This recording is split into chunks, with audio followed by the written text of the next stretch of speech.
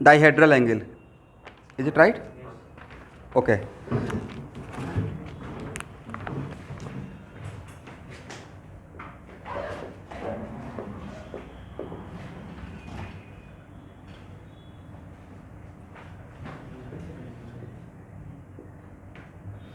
देखिए इस टाइप का एग्जाम्पल मैं स्कूल के एग्ज़ाम के लिए जब पढ़ा रहा था तो आपसे करवाया भी था।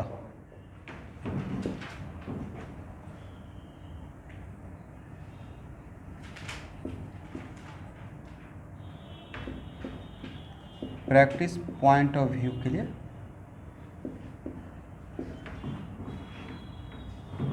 इसमें कितना कार्बन होगा? How many carbon? 9। एक काम करते हैं, अगर स्ट्रक्चर सच में ड्रॉ किया जाए तो पीछे के कार्बन से चलते हैं, पीछे के कार्बन से आगे आएंगे, फिर ऐसे जाएंगे, फिर आगे रहेंगे, फिर पीछे चले जाएंगे। पीछे के कार्बन पे क्या क्या अटैच है? बैक कार्बन पे, इसके बैक कार्बन पे 2 H और CH3। इसका मतलब अगर यहाँ से स्टार्ट करें तो ये फर्स्ट कार्बन होना चाहिए, राइट?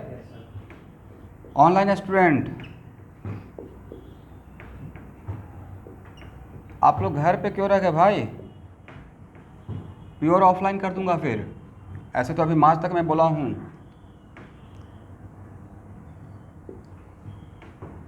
यहाँ देखिए, यहाँ पे क्या रहेगा? CH, CH3, CH2, CH। इस यहाँ से मैंने आ गया, ये मेरा, ध्यान से देखेंगे तो ये मेरा फ्रंट कार्बन है इस सेक्शन का, इसके अबाउट डिवाइड कर लेते हैं नहीं? तो इस सेक्शन का है फ्रंट कार्बन, ये फ्रंट कार्बन, ये बैक कार्बन, राइट? उससे अटैच CH3। उसके बाद ये है CH2, this is the CH2, this one. उसके बाद यहाँ पे क्या आ गया? फ्रंट कार्बन, और यहाँ पे क्या है? H और CH3। उसके बाद पीछे कार्बन पे क्या है? CH2, CH3। तो होगा क्या ना कि निबंध प्रेजेंटेशन को चेक करने के लिए ऐसे देके इसका नोमेनक्लेचर पूछ लिया जाएगा। तो बहुत आसान है, बस इसको ऐसे हम लोग स्ट्रक्चर वाइज ड्रॉ कर देंगे। इट इज़ इस तरीके से लिखना का मतलब it is just a structural form हो गया, स्ट्रक्चर समझ जैसा, करेक्ट? तो इसका नोमेनक्लेचर नहीं कर सकते हैं, बहुत आसान है। क्या हो जाएगा नाम? 1 2 3 4 5 3 5 डाइमिथाइल हेप्टेन। 1 2 3 सॉरी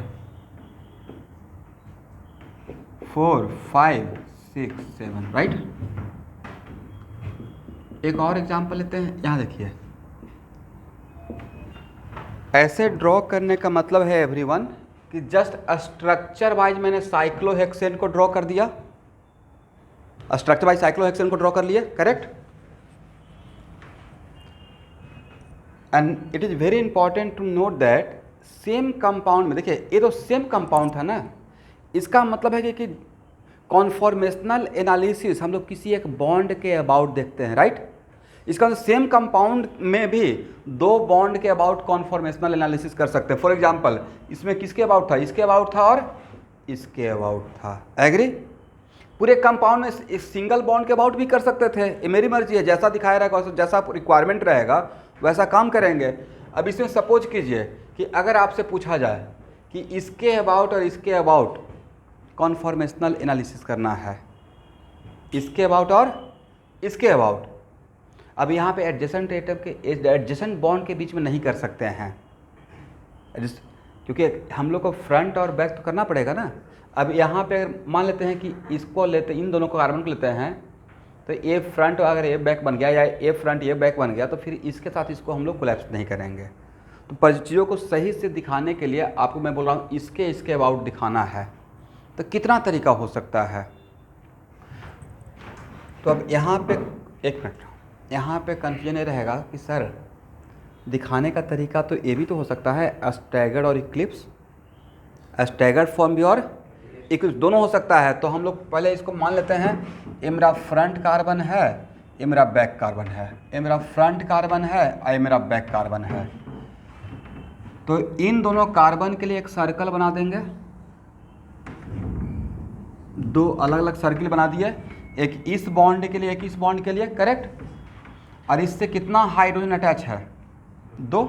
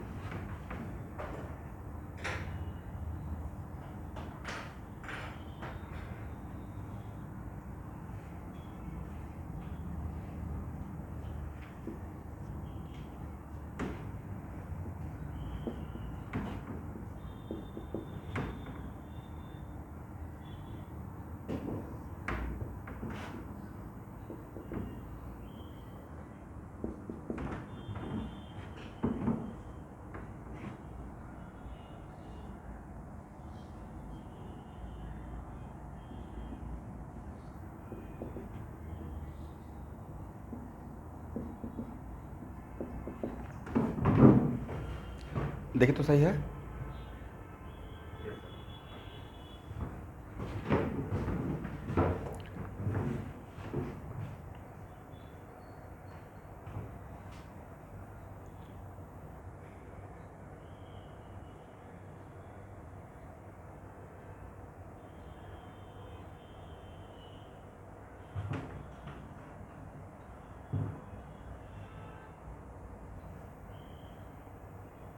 अब देखिए, it is very important to note that कि डिकेशन में अगर सॉल्व कीजिएगा तो ये चीज़ ऐसे भी नज़र आ सकता है, ये यहाँ पे भी नज़र आ सकता है। क्यों? ये हम लोग दिखाए हैं स्टैगर्ड फॉर्म, ये हम लोग क्या दिखाए हैं? इसका इक्लिप्स फॉर्म अगर रहेगा तो हो सकता है कि इसके पैरेलल इसके पीछे ये नज़र आएगा, तो ऐसे जाकर ऐसे भी हो सकता है। इसमें कितना सिचुएशन हो सकता है? How many situation should be arises? यहाँ देखिए, इसमें इसका भी staggered, it is not a completely staggered but kind of staggered, ठीक है। इसका स्टैगर्ड, इसका स्टैगर्ड, इसका इक्लिप्स, इसका इक्लिप्स, इसका स्टैगर्ड, इसका इक्लिप्स्ड और इसका इक्लिप्स्ड, इसका स्टैगर्ड। 4 तरीके से चीज़ों को हम लोग रिप्रेजेंट कर सकते हैं, करेक्ट ना। तो मैं जिसमें कि मैं और तरीका इसमें किया हूँ, ठीक है, ड्रॉ कर लीजिए। यस, उसी फॉर्म के लिए मैं बोला था।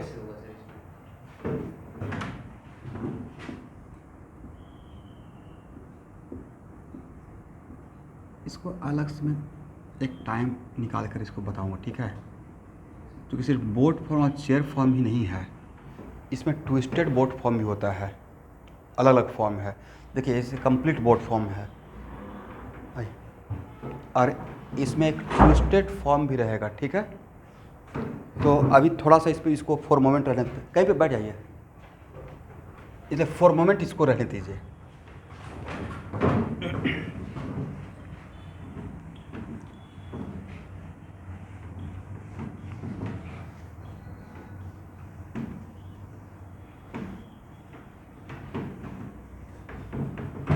ओके एवरीवन,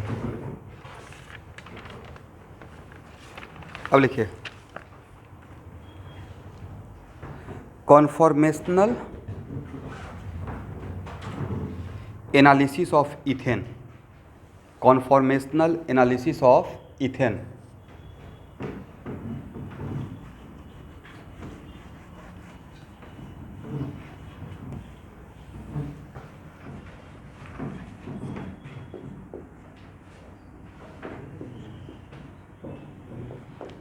देखिए, बहुत फेमस क्वेश्चन है actually conformational analysis of ethane के लिए। तो ऑब्वियसली हम लोग कार्बन कार्बन के बीच में करेंगे, राइट। आपकी मर्जी है, ये मेरा फ्रंट कार्बन है, ये मेरा बैक कार्बन है।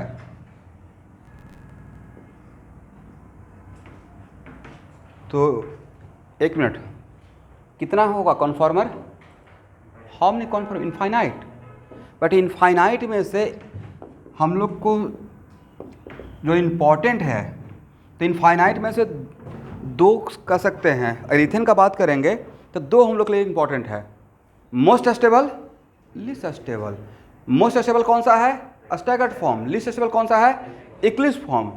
तो यहाँ पे जो फॉर्म है तो स्टैगर्ड फॉर्म में ईथेन में, यहाँ देखिए ईथेन में स्टैगर्ड फॉर्म का मतलब है कि पीछे का सारा हाइड्रोजन, अगर ईथेन का सिर्फ बात करते हैं तो पीछे का सारा हाइड्रोजन हम लोगों को कंप्लीटली विजुलाइज होना पड़ेगा। कंप्लीटली विजुलाइज कब होगा? जब इन दोनों हाइड्रोजन के बिल्कुल बीच में रहेगा। What the bond angle, what is the angle between this and this? Actually 2 dimension में न्यूमैन प्रेजेंटेशन में 120, right, but actual bond angle तो 109 डिग्री 28 मिनट है। न्यूमैन में क्या करते हैं, 3 डायमेंशनल का हम लोग यहाँ पे प्रोजेक्शन लिए तो एक सर्किल में दिख रहा है। तो टेट्राहेड्रल का 3 डायमेंशन में देखिएगा, टेट्राहेड्रल छोड़ दीजिए, किसी भी पिरामिड का, ऐसा पिरामिड है ना, पिरामिड का अगर ऊपर से अगर इसका ये पिरामिड बना हुआ है उसका अगर शैडो देखिएगा तो अब कैसा नज़र आएगा, ये इस टाइप का नज़र आएगा, राइट। इक्विलैटरल ट्रायंगल का अगर सिमेट्रिकल पिरामिड है तो इक्विलैटरल ट्रायंगल का वर्टिसेस यहाँ पे सेंट्रोइड, जहाँ पे तीनों पिलर जाके मिला है, समथिंग लाइक दिस। तो वो एक्चुअली हम लोग यहाँ पे न्यूमैन प्रेजेंटेशन में 3 डायमेंशन का 2 डायमेंशन में प्रोजेक्शन लिए हैं। तो इस फॉर्म का नाम क्या बोला गया है? Staggered form. और अगर 60 डिग्री का रोटेशन लेते हैं 2 डायमेंशन में, किस बॉन्ड के अबाउट? इस बॉन्ड के अबाउट, तो 60 डिग्री का, तो ऑब्वियसली किसी एक को कांस्टेंट करके दूसरे को रोटेट करेंगे, किसी एक को कांस्टेंट करके दूसरे को रोटेट करेंगे। तो bond is just like a string, ऐसे मानिए bond is just like a string. तो एक तरफ, और वो स्ट्रिंग क्या है, कोई यहाँ पे बॉल बेयरिंग नहीं लगा हुआ है, वो स्ट्रिंग यहाँ पे रिजिडली सोचिए फिक्स है। तो अगर रोटेट कर रहे हैं तो ऑब्वियसली उसमें क्या होगा, स्ट्रिंग में एक स्ट्रेन डेवलप होगा, टॉर्सनल स्ट्रेन, करेक्ट। तो यहाँ से यहाँ आते हैं,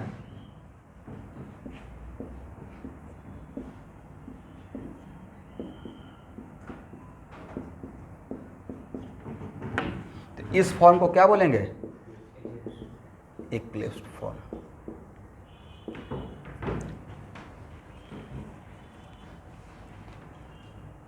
अब खुद सोचिए कौन सा फॉर्म ज़्यादा स्टेबल है और क्यों? Yes, staggered form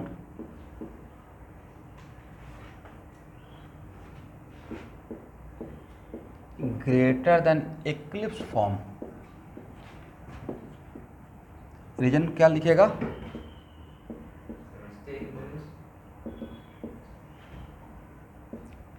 in eclipse form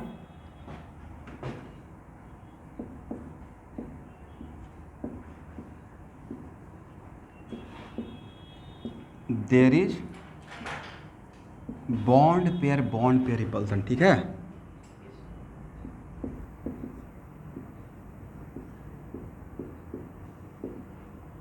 और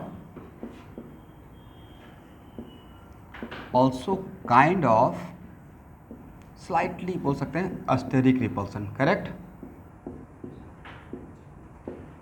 इस वजह से और जहाँ भी रिपल्सन ज़्यादा है मतलब स्टेबिलिटी कम है, vice versa.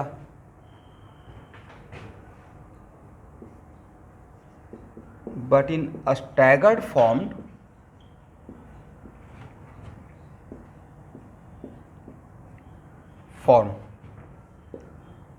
Bond pair repulsion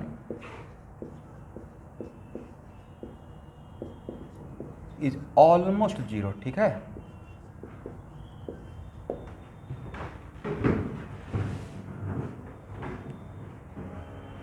ठीक है ना एवरीवन?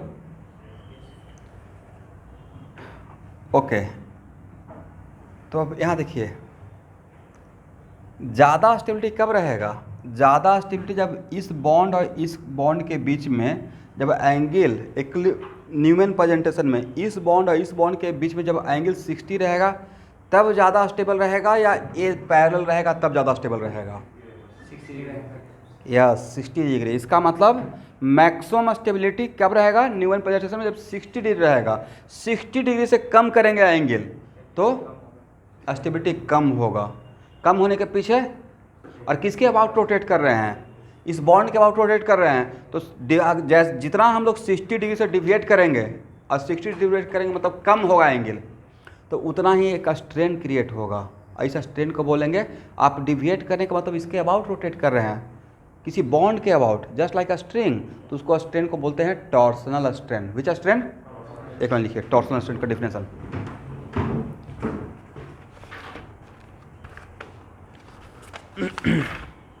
लिखिए, conformation in which the dihedral angle, conformations in which the dihedral angle between adjacent bond, the conformations in which the dihedral angle between adjacent bond is other than 60 degree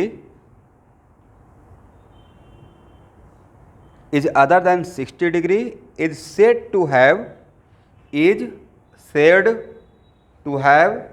torsional strain। Torsion का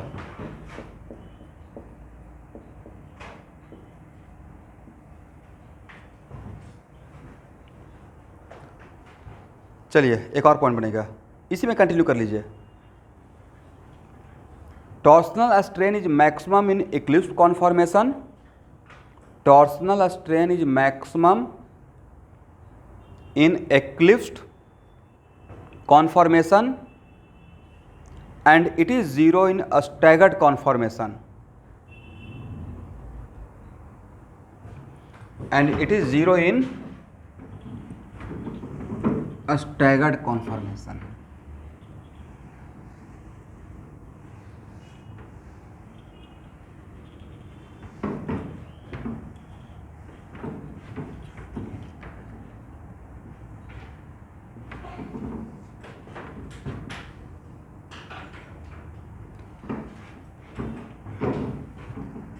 student यहाँ देखिए, मान लेते हैं कि मैं 0 degree bond के बीच में अगर एंगल 0 डिग्री से ही मैं लेकर अगर चल रहा हूँ तो 0 डिग्री और energy wise, potential energy wise, और इथेन के लिए ही, और यहाँ पे मैं थीटा क्या ले रहा हूँ, थीटा कोई किसी में दो पार्टिकुलर, इस बॉन्ड और इस बॉन्ड को मैंने पकड़ लिया, बाकी सब बॉन्ड को भूल गया, राइट, क्योंकि इसको रोटेट करेंगे तो इसके साथ भी रोटेशन हो जाएगा। तो अगर इन दोनों बॉन्ड के रेस्पेक्ट में अगर देखते हैं तो यहाँ पे इन दोनों बॉन्ड के बीच में एंगल क्या, बाकी बॉन्ड को मैं भूल गया, इन दोनों बॉन्ड के बीच में एंगल कितना है, 0। तो किस फॉर्म में है, इक्लिप्स। और यहाँ से इसका 60 डिग्री का इसका मतलब इक्लिप्स फॉर्म, राइट, और 60 डिग्री का रोटेशन लेते हैं तो कौन सा फॉर्म में आ जाएंगे, स्टैगर्ड फॉर्म में आ जाएंगे। तो अगर यहाँ पे एंगल थीटा इक्वल टू 0, यहाँ पे theta equal to 60 degree, right, और फिर से 60 डिग्री का रोटेशन लेते हैं इनिशियल के रेस्पेक्ट में, अगेन इक्लिप्स पे आ जाएगा, राइट, ऐसे चलते रहेगा।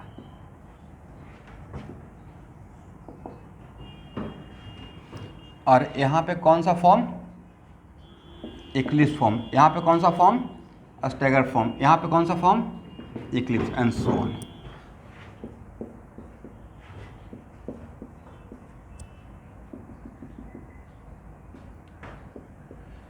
और ये रटने का रिक्वायरमेंट नहीं है, बट जस्ट एक इन्फॉर्मेशन, इथेन में स्टैग, और इस यहाँ से यहाँ के बीच में कितना कॉन्फॉर्मर, इनफाइनाइट, जिसमें ए है मोस्ट स्टेबल और ए है लीस्ट स्टेबल। और एक गैप ऐसे रटिएगा नहीं, बट एक स्टैगर और इक्लिप्स के बीच में एनर्जी गैप 2.9 किलो कैलोरी पर मोल का होता है, ठीक है।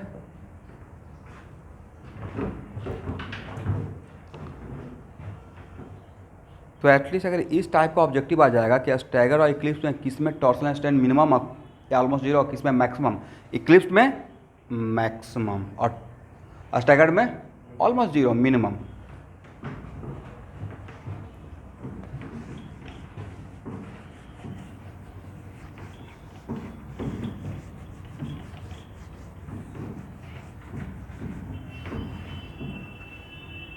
अब लिखिए conformational analysis of butane, conformational analysis of butane about C2 and C3, about C2 and C3, CH3 CH2 CH2 CH3। मैंने जानबूझ के मेंशन कर दिया स्टूडेंट, क्योंकि इसमें इस बॉन्ड के अबाउट भी हो सकता है, यहाँ देखिएगा इस बॉन्ड के अबाउट भी हो सकता है और इस बॉन्ड के अबाउट भी हो सकता है। मैंने किस बॉन्ड के अबाउट आपको मेंशन कर दिया, C2 एंड C3। इसको फ्रंट कार्बन मान लेते हैं, इसको बैक कार्बन मान लेते हैं, राइट।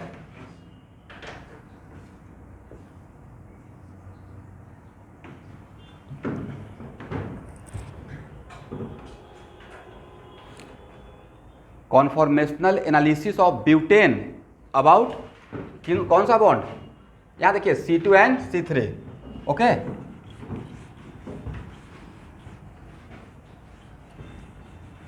यहाँ देखिए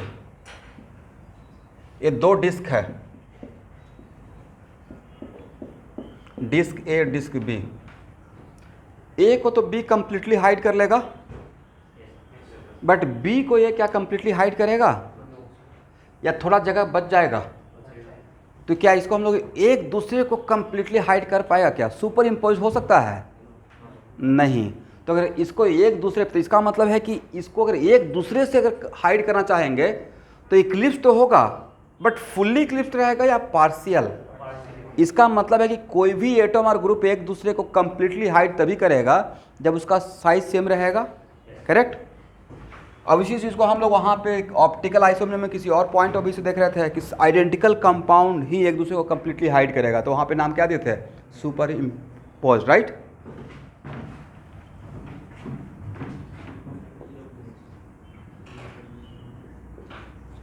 यहाँ देखिए एवरीवन, तो एक्चुअल में ब्यूटेन में अगर हम ले आउट C2 C3, तो इथेन के से कंपेयर कीजिए, ब्यूटेन का डिफरेंस सिर्फ कहाँ पे आ रहा है, मिथाइल की वजह से।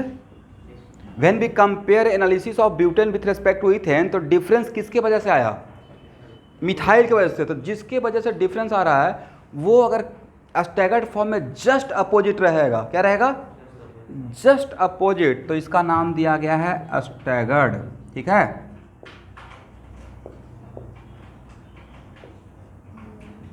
ये है मेरा स्टैगर्ड फॉर्म, राइट।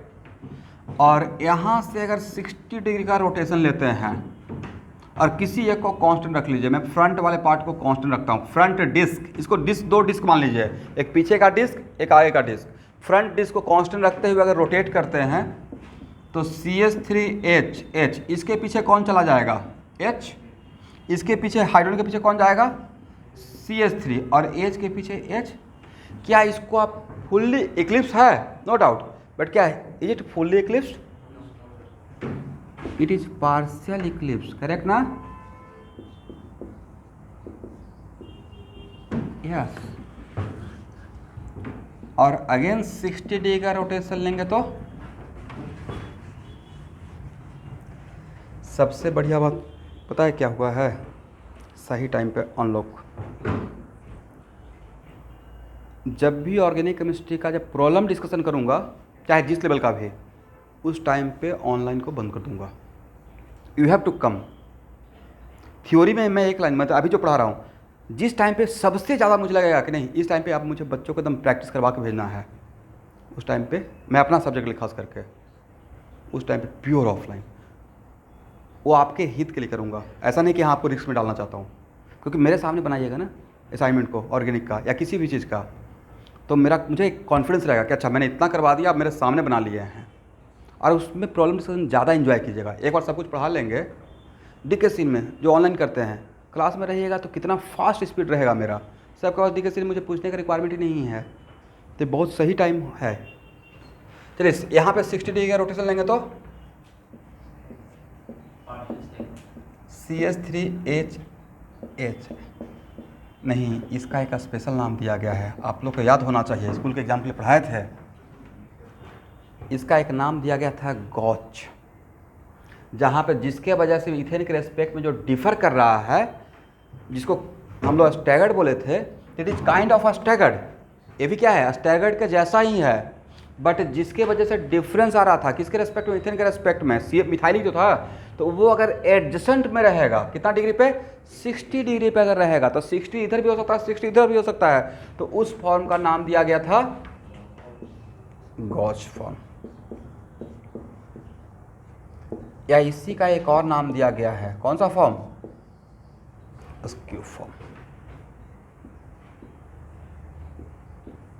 और अगर अगेन 60 डिग्री का रोटेशन लेते हैं तो CH3 के पीछे CH3, H के पीछे H और H के पीछे H, तो मिथाइल और मिथाइल दोनों का साइज तो बिल्कुल आइडेंटिकल हो गया, तो मिथाइल मिथाइल को कम्प्लीटली हाइड कर पाएगा। तो इसको हम लोग क्या बोलेंगे, पार्शियल इक्लिप्स्ड या फुली इक्लिप्स्ड? Fully eclipsed. और अगेन 60 डिग्री का रोटेशन लेते हैं तो कौन सा फॉर्म मिलेगा, फास्ट। अब बोलते रहिए, मैं ड्रॉ नहीं करूंगा, गॉस फॉर्म, राइट। और अगेन 60 डिग्री का रोटेशन लेते हैं तब कौन सा मिलेगा, पार्शियल इक्लिप्स्ड। और अगेन 60 डिग्री का रोटेशन लेते हैं तब कौन सा मिल जाएगा, यहां आ जाइएगा, ठीक है।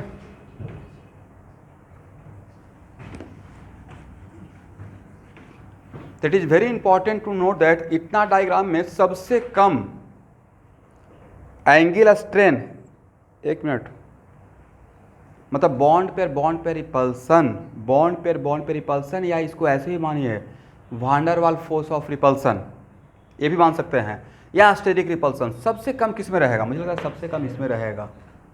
स्टैगर में भी खास करके इसमें, तो सबसे ज़्यादा स्टेबल कौन रहेगा, स्टैगर्ड। उसके बाद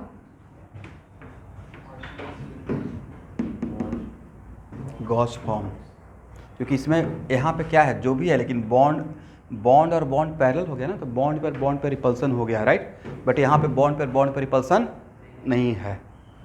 बट फिर इसके रेस्पेक्ट में हम लोग इसको ज़्यादा स्टेबल क्यों बोले कि सर यहाँ पे मिथाइल एडजेसेंट कार्बन पे है, तो एडजेसेंट पोजीशन पे 60 डिग्री के डिफरेंस पे है, यहाँ पे 180 के डिफरेंस पे है, तो ज़्यादा डिस्टेंस पे है।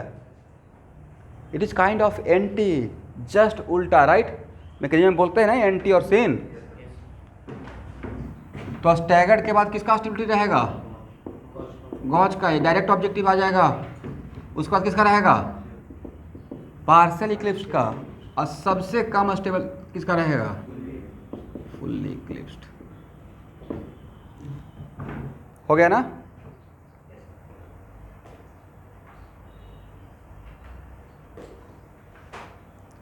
इसको हटाएं एवरीवन।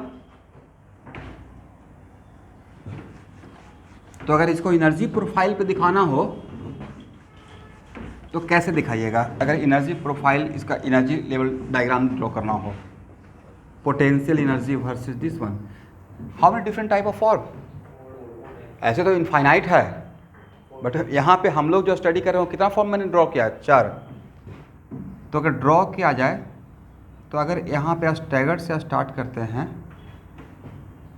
तो स्टैगर्ड के बाद एक कौन सा फॉर्म, पार्शियल इक्लिप्स्ड। स्टैगर्ड से जब चले थे तो उसके बाद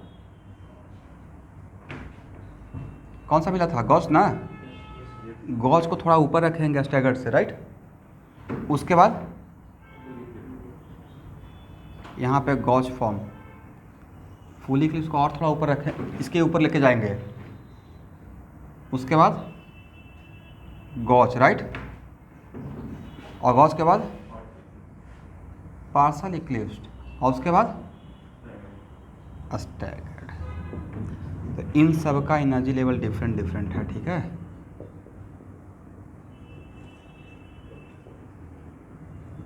ये कौन सा फॉर्म था, फुल्ली इक्लिप्स्ड का, एक इसका था पार्शियल इक्लिप्स्ड का, एक इसका था पार्शियल इक्लिप्स्ड का, एक इसका था गॉस का।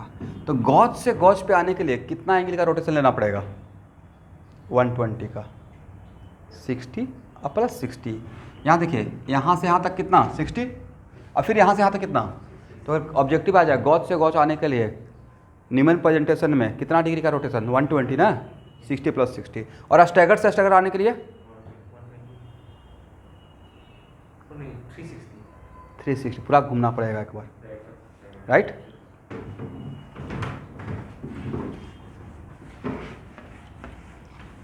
लिखिए fast, conformational analysis of 1,2 ethane diol, conformational analysis of 1,2 ethane diol.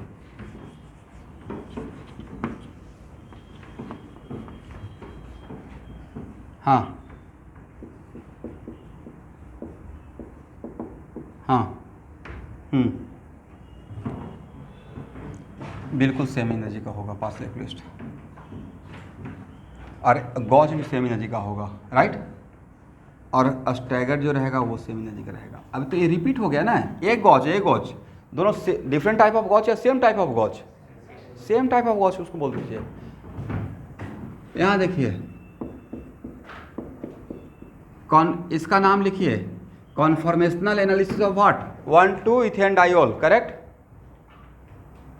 मतलब जेमिनल डायोल, विस्नल भाई, not geminal. Is it vicinal geminal? It is vicinal diol, right, vicinal diol.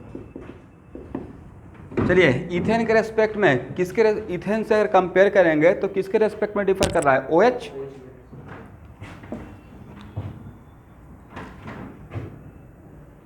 ये जेई मेन में बहुत पहले आया हुआ है, जेई मेन भी नहीं है एग्जैक्टली, मैं आपको सही बात ही बता देता हूँ। पहले एडवांस में बैठने के लिए एक टेस्ट होता था जिसका नाम था स्क्रीनिंग, राइट, समझे, उसमें आया हुआ था, स्टेबिलिटी का ऑर्डर पूछा गया था।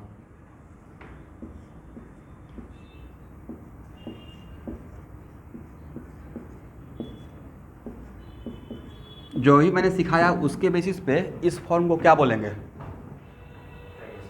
स्टैगर्ड बोलेंगे, ठीक है ना।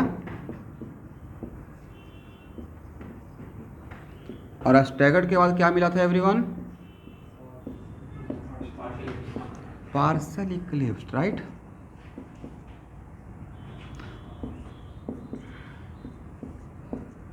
और उसके बाद क्या मिला था?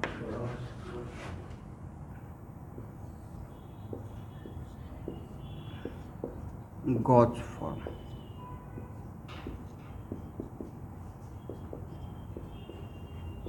इसका नाम क्या है? गॉज और अस्क्यू फॉर्म। उसके बाद तो रिपीटेशन हो जाएगा ना, 60, अगर 60 डिग्री का एंगल ऑफ रोटेशन लेंगे तो रिपीटेशन हो जाएगा, right. 60 degree OH H H, OH के जस्ट पीछे OH, H के पीछे just H, this one.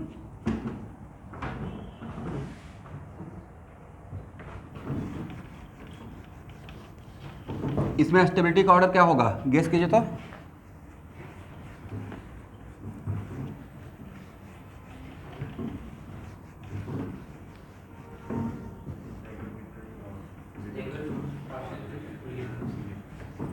Staggered बोलते रहिए, उसके बाद गॉज, उसके बाद पार्शियल इक्लिप्स, उसके बाद फुल्ली इक्लिप्स्ड, और क्रॉस लगाइए।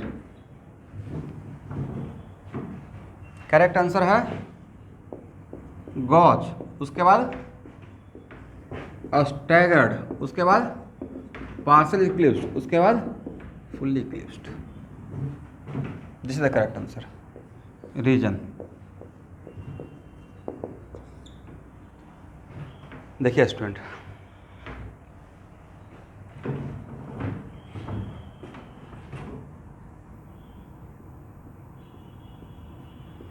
एक्चुअली गॉज फॉर्म में एक फैक्टर यहाँ पे हेल्प कर दिया, और एक मैं पक्का स्कूल के एग्जाम के लिए भी पढ़ाया होगा, थोड़ा बहुत हिंट दिया होगा। Intramolecular H bonding, right. Intra molecular, online का स्टूडेंट सुनाई पड़ रहा है, आवाज़ आ रही है? ओके। तो गॉज फॉर्म में एक्स्ट्रा कौन सा फैक्टर की वजह से गॉज का स्टेबिलिटी स्टैगर पे डोमिनेट कर गया? Intramolecular H bonding. इसका मतलब यहाँ से क्या सीखे कि वैसा सिचुएशन जिसमें हम लोग को कॉन्फॉर्मेशनल एनालिसिस करना हो तो ऐसे तो जनरली स्टैगर्ड का ज़्यादा स्टेबिलिटी रहेगा, लेकिन जहाँ पे H बॉन्डिंग होना स्टार्ट हो जाएगा वहाँ पे गॉज ज़्यादा स्टेबल रहेगा with respect to staggered form. समझ गए? अब इसमें आप क्रॉस क्वेश्चन कर सकते थे कि सर यहाँ पे H बॉन्डिंग, तो H बॉन्डिंग के इक्वेशन को सेटिस्फाई कर रहा है H बॉन्डिंग, तो सर H बॉन्डिंग तो यहाँ भी तो हो सकता था, ये तो और भी बढ़िया है। सबसे कम डिस्टेंस OH और यहाँ पे ऑक्सीजन और हाइड्रोजन, OH और OH के बीच सबसे कम डिस्टेंस तो यहाँ रहेगा, करेक्ट। तो यहाँ भी तो हो सकता था, बट यहाँ पे नो डाउट H बॉन्डिंग होगा, एच बॉन्डिंग से स्टेबलाइज करेगा, बट लोन पेयर रिपल्सन भी तो सबसे मैक्सिमम यहाँ पे हो जाएगा। तो लोन पेयर रिपल्सन से डी स्टेबलाइज होगा। तो एच बॉन्डिंग यहाँ पे सबसे फेवरेबल कंडीशन एच बॉन्डिंग का कहाँ पे था? अगर सिर्फ एच बॉन्डिंग का कंडीशन को देखा जाता तो सबसे फेवरेबल यहाँ था, सबसे कम डिस्टेंस था। बट यहाँ पे अनफेवरेबल कंडीशन क्या हो गया? Lone pair repulsion. समझे? इसलिए हम लोग इसको यहाँ पे सबसे कम स्टेबिलिटी है। तो lone pair bond Eclipse form का स्टेबिलिटी कम होने का वजह क्या था? Bond pair repulsion. यहाँ से उससे भी तो भयानक कंडीशन हो गया, बॉन्ड पेयर के साथ दो लोन पेयर का रिपल्सन यहाँ पे हो गया है। दैट्स वाई यहाँ पे एच बॉन्डिंग, तब रिपल्सन से क्या पास आएगा, दूर चला जाएगा, दूर जाएगा। ठीक है ना? अब एग्जैक्टली यही एग्जाम्पल नहीं आएगा, लेकिन ये IIT का स्क्रीनिंग में आ चुका है, तो नीट में आ सकता है, बट इसके जैसा आ सकता है। फॉर एग्जाम्पल कैसे आएगा यहाँ मैं बता रहा हूँ, ध्यान से सुनिएगा। हो सकता है एवरीवन, यहाँ देखिए कि यहाँ पे OH हो और यहाँ पे फ्लोरीन हो, एक जगह OH एक जगह फ्लोरीन, तो फ्लोरीन और ऑक्सीजन से अटैच हाइड्रोजन के बीच में H बॉन्डिंग का चांस है, बहुत स्ट्रॉन्ग चांस है, तो वहाँ भी हो सकता है। करेक्ट?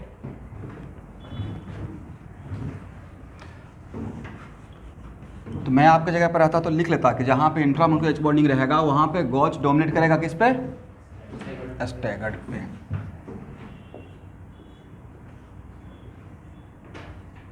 चलिए गेस कीजिए तो एक कौन सा फॉर्म था? ऐसे तो था सॉहर्स, राइट? बट सॉहर्स को अगर यहाँ से ये ऐसा डीकेस में क्वेश्चन मिलेगा, तो सॉहर्स को एग्जैक्टली अगर देखिएगा न्यूमन प्रेजेंटेशन में तो कैसा नजर आएगा? सर काइंड ऑफ ए रहेगा, पार्शियल इक्लिप्स नहीं तो फुल इक्लिप्स्ड। मान लेते हैं कि H तो सर ये तो सॉहर्स फिर होना ही नहीं चाहिए, कायरल सेंटर के लिए था। मान लेते हैं फॉर अ मोमेंट कि कायरल सेंटर नहीं, विदाउट कायरल सेंटर में अगर हम लोग इथेन को अगर ऐसे भी तो देख सकते हैं सॉहर्स के जैसा, तो ये जो है वो एक्चुअली में एग्जैक्टली क्या है? ये एग्जैक्टली ए है, राइट? क्योंकि ए बॉन्ड इसके पैरेलल ए, इसके पैरेलल ए, इसके पैरेलल, तो इस हाइड्रोजन के पीछे ये रहेगा, इस हाइड्रोजन के पीछे ये रहेगा और इस हाइड्रोजन के पीछे ये रहेगा। इसका मतलब ये इक्लिप्स फॉर्म को रिप्रेजेंट करता है। करेक्ट है ना एवरीवन?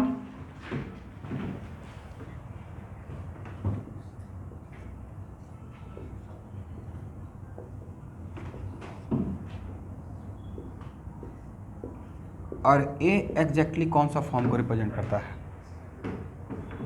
नहीं था कि इन दोनों के बीच में ए है,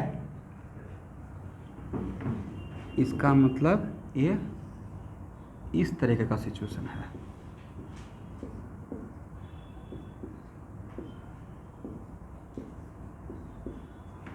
दिस वन ड्रॉ कर लीजिएगा।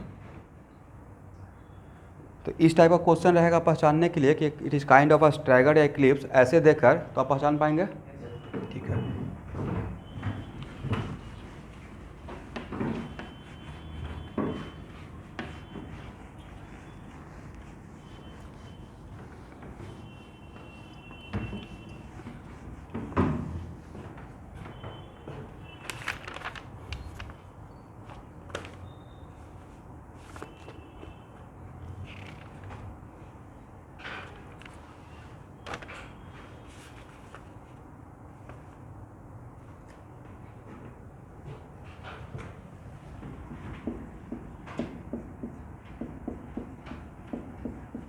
बोलिए यहाँ पे गॉच फॉर्म एग्जिस्ट करेगा या नहीं करेगा?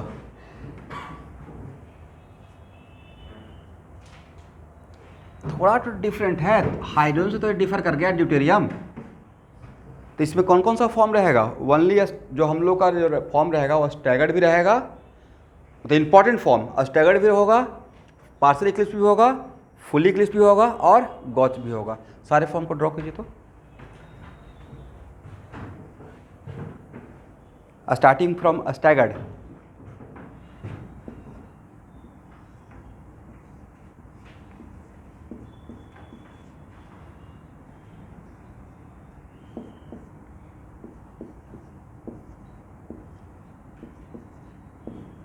इस फॉर्म का नाम क्या दे? स्टैगर्ड। और अगर 60 डिग्री का रोटेशन लेते हैं तब इस फॉर्म का नाम क्या देंगे? Yes, partial Eclipse, right.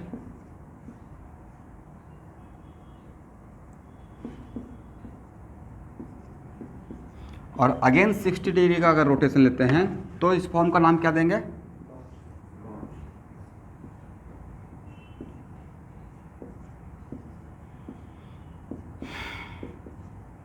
Gauge.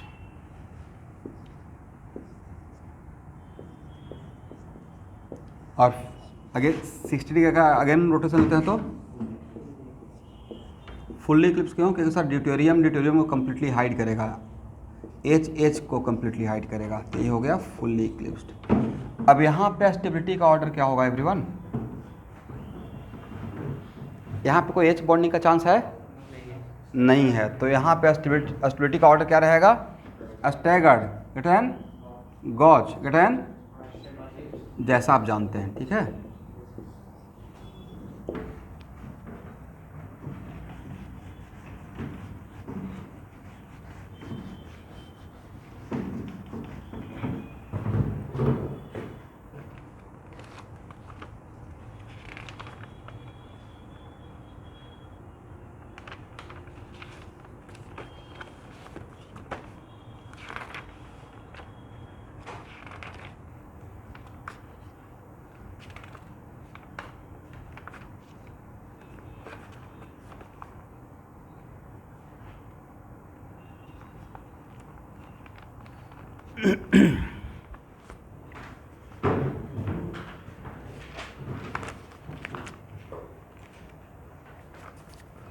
लिखिए स्पेसिफिक रोटेशन। तो कॉन्फॉर्मेशनल आइसोमेरिज्म में इतना से काम चल जाएगा आपका, ठीक है, इतना ही चाहिए।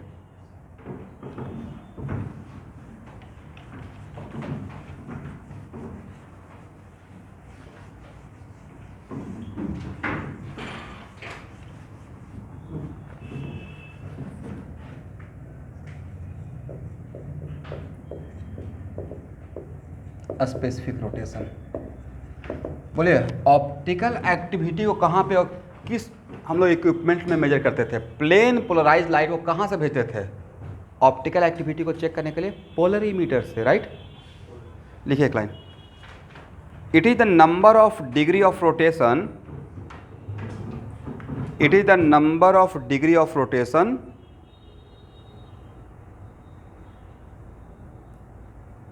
caused by, it is the number of degree of rotation caused by a solution of 1 gram, a solution of 1 gram of the compound per ml, 1 gram per ml, 1 gram per ml in a sample tube,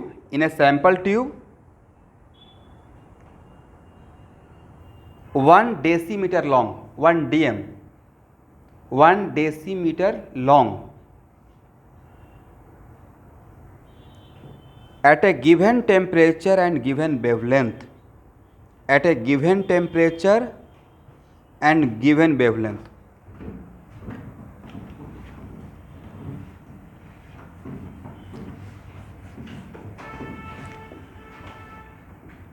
यहाँ देखिए specific rotation के लिए क्या constant रखना पड़ेगा? मतलब given wavelength. इसका मतलब है कि जो भी हम लोग यहाँ देखना है प्लेन पोलराइज लाइट को भेज रहे हैं, तो जिस लाइट को आप भेज रहे हैं, ये तो मैं पहले डेक्स्ट्रो और लेवो में बोला था एंसियोमेरिक पेयर के लिए कि अगर डेक्स्ट्रो प्लस 10 डिग्री है तो लेवो -10 होगा, provided lambda is keeping constant. अगर लैम्डा को चेंज कर दीजिएगा तो एंगल ऑफ रोटेशन का मैग्नीट्यूड क्या हो जाएगा? चेंज हो जाएगा। दैट्स वाई ऑप्टिकल रोटेशन किसके लिए? एक्चुअली आप हम लोग काम यही करते हैं ना स्टूडेंट कि ये मेरा पोलरीमीटर है, राइट, यहाँ पे मेरा कंपाउंड है, ऑर्गेनिक कंपाउंड। यहाँ से किसे भेज रहे थे? लाइट को या specific type of light? PPL को भेज रहे थे, प्लेन पोलराइज्ड लाइट को। अब ये मेरा क्या है, पोलरीमीटर। हो सकता है कि इज इट कंपलसरी कि पोलरीमीटर ऑलवेज हम लोग 1 डेसीमीटर का ही बनाएंगे? It is not compulsory. तो हो सकता है कि इसका लेंथ L हो। इज इट कंपलसरी कि यहाँ पे 1 ml ही लेंगे?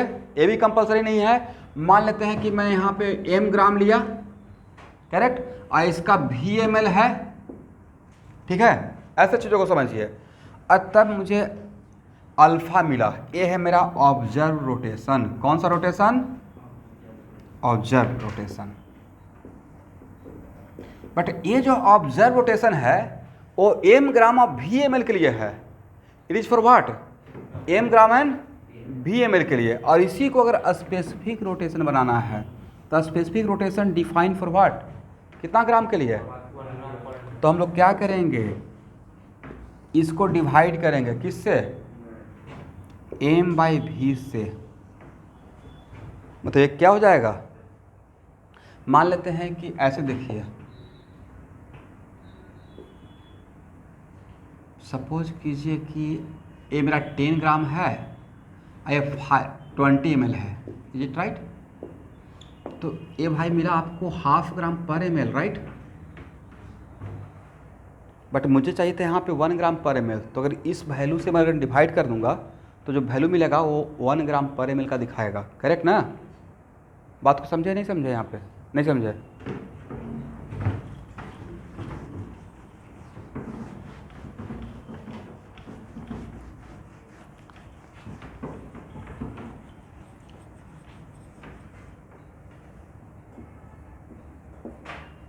एट ग्राम पर ml के लिए अगर रोटेशन है 20 डिग्री, और मैं बोल रहा हूँ कि ये रोटेशन इफेक्ट होता है ग्राम पर ml की वजह से, तो ये यूनिटरी मेथड में लगाने के लिए बोल रहा हूँ कि 8 ग्राम पर ml के लिए रोटेशन 20 डिग्री है। तो यूनिटरी मेथड से ऐसे लिख सकते हैं, 8 ग्राम पर ml के लिए 20 डिग्री, देन 1 ग्राम पर ml के लिए क्या करेंगे, इससे यही मैं बोल रहा हूँ। तो अगर इसका मतलब है कि इस वैल्यू को ग्राम पर ml का जो मेरा कॉन्सेंट्रेशन है, इज इट कंपलसरी कि ऑलवेज 1 ग्राम पर ml ही रहेगा?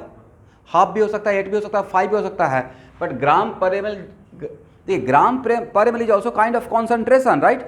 उससे अगर डिवाइड करेंगे ऑब्जर्व रोटेशन को तो मेरा वैल्यू किसका दिखाएगा? 1 ग्राम पर ml का दिखाएगा। किसका? 1 ग्राम। तो ऑब्जर्व रोटेशन में हम लोग को यहाँ पे जो वैल्यू पुट करना है कॉन्सेंट्रेशन, ये जो कॉन्सेंट्रेशन पुट करना है वो मोलरिटी पुट करना है या ग्राम पर ml का पुट करना है? ग्राम पर ml। एक कॉन्सेंट्रेशन से डिवाइड कर दीजिएगा तो ये पूरा वैल्यू पर ग्राम पर ml के लिए हो जाएगा, ठीक है? और into length divided by length से डिवाइड करेंगे, वजह क्योंकि यहाँ पे पर डेसीमीटर था, डिफिनेशन में क्या था? तो यहाँ पे लेंथ डेसीमीटर में ही रखना है, एक्सपेरिमेंटल ऑब्जर्वेशन है, ठीक है? एक्सपेरिमेंट हो गया आपका। और क्या कांस्टेंट रखना है? लैम्डा कांस्टेंट रखना है, और टेम्परेचर भी कांस्टेंट रखना है। तो ये जो वैल्यू मिलेगा वो वैल्यू रहेगा आपका रोटेशन फॉर व्हाट? यहाँ देखना है, रोटेशन फॉर 1 ग्राम पर ml per unit length, but वो लेंथ किस में? डेसीमीटर में। ये फार्मूला लिख लीजिए, 10 सेंटीमीटर इक्वल टू 1 डेसीमीटर, वो वाला। हाँ है थोड़ा सा। डेकामीटर क्या था? 10 मीटर इक्वल टू 1 डेकामीटर।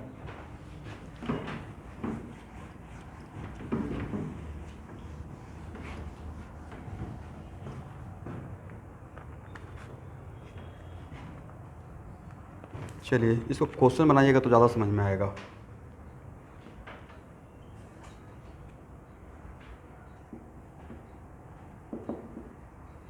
एक क्वेश्चन लिखिए तो, when one of the enantiomer, सब लोग सुन पा रहे हैं everyone? When one of the enantiomer of 2-butanol, one of the enantiomer of 2-butanol is placed in a polarimeter, is placed in a polarimeter, comma, the observe rotation is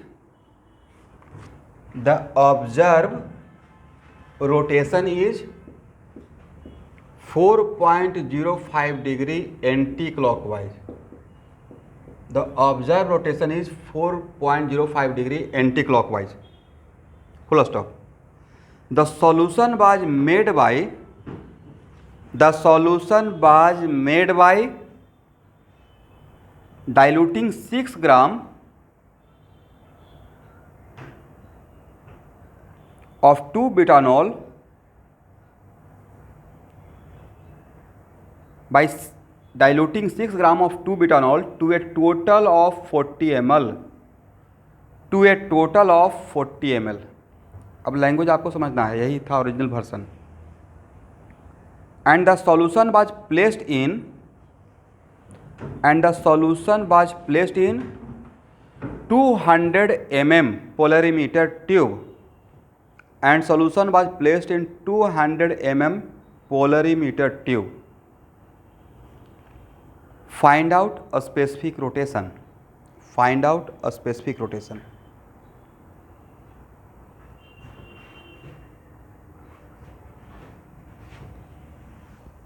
अच्छा, ध्यान से देखिएगा, आप यकीन नहीं कीजिएगा सर ये भी आ सकता है क्या? बिल्कुल आया हुआ है ऐसा क्वेश्चन.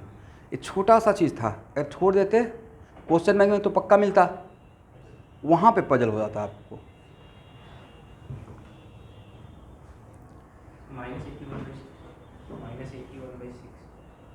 कितना हो जाएगा फिर? -81/6.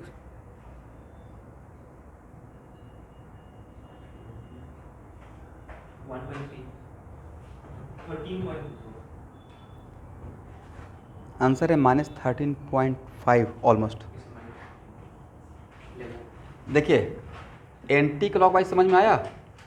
इसका तो अपने ओरिजिनल डायरेक्शन से ऐसे चला गया होगा नहीं, तभी एंटी क्लॉकवाइज बोल रहे हैं, मतलब लेवो रोटेटरी है.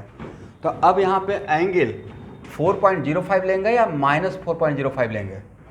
-4.05. तो आंसर में निगेटिव यस. तो अल्फा इक्वल टू क्या लिखिएगा? -4. ये जो -4.05 है वो ऑब्जर्व रोटेशन था. डिवाइड किससे करेंगे? तो कितना ग्राम था एवरीवन? तो 6/40 राइट. 6 से या 6/40 से? ग्राम पर ml. ओके. कॉन्सेंट्रेशन कहने का सेंस है ना, सिंपल सा भाषा में कॉन्सेंट्रेशन से डिवाइड कर देना है, बट वो कॉन्सेंट्रेशन मोलरिटी नहीं, ग्राम पर ml वाला रहना चाहिए राइट. और लेंथ कितना? 200 मिलीमीटर मतलब 2 डेसीमीटर राइट. जो आपका आंसर आएगा, तो आंसर आएगा -13.5 डिग्री. तो ऐसा क्वेश्चन आएगा तो बन जाएगा ना.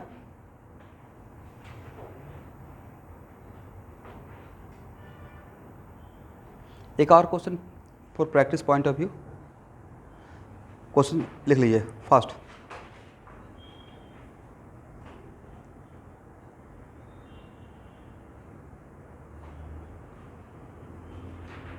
The observed rotation of 2 gram of compound.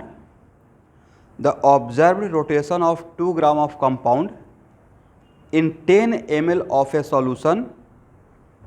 The observed rotation of 2 gram of a compound in 10 ml of solution in a polarimeter tube 25 centimeter long is +134 degree. मतलब डेक्स्ट्रो रहा होगा clockwise. What is the specific rotation of the compound?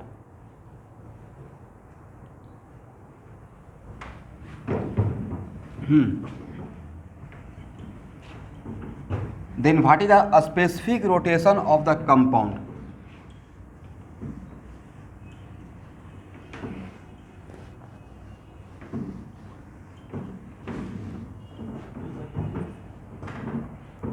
कितना रहेगा answer?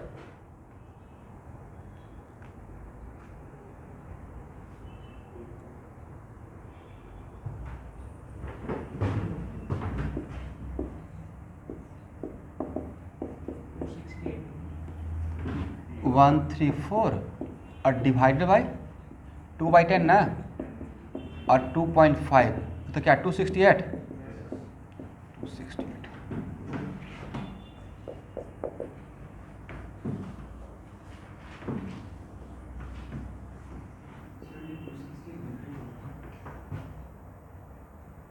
हाँ degree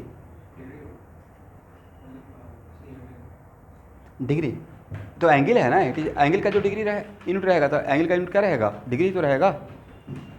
correct, कहीं पे doubt?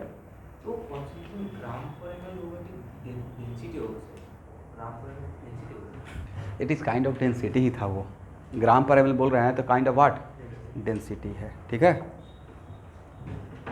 लेकिन देखिए अगर सही से पूछिएगा तो सॉल्यूशन का डेंसिटी नहीं है। बोलिए क्यों?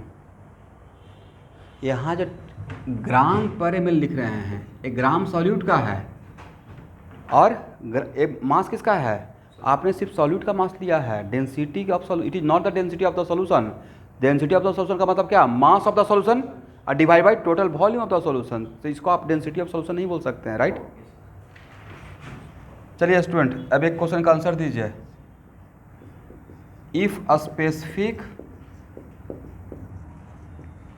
Rotation of R enantiomer, R enantiomer का मतलब, आर इनन्सियोमर का मतलब है कि उसका कॉन्फिगरेशन आर रहा होगा, मतलब एक ही कायरल सेंटर है। अदरवाइज क्या आर बोलेंगे? अगर दो कायरल सेंटर रहेगा तो आर बोलेंगे या आर एस बोलेंगे, दो चीज बोलेंगे। बट यहाँ पे आर बोल रहे, इसका मतलब उसमें how many chiral center, 1 is +25 degree. Correct, then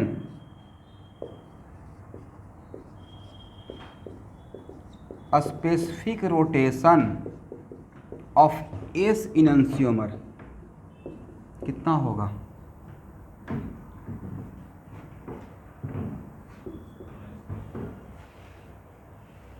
देखिए अभी हम लोग लिए बच्चा टाइप क्वेश्चन है कि अगर ये दोनों आपस में इनन्सियोमेरिक पेयर है तो अगर इसका +24 है स्पेसिफिक रोटेशन तो इसका -24 रहेगा, राइट।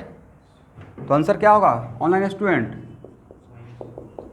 -24 degree, right. लेकिन इसमें एक और क्वेश्चन पूछा हुआ है, स्पेसिफिक रोटेशन ऑफ इसका रेसमिक मिक्सचर का कितना रहेगा? तो अगर मिक्सचर का बात कीजिएगा तो मिक्सचर, रेसमिक मिक्सचर का अल्फा ऑब्जर्व कितना, 0 ना, 0 डिग्री रहेगा।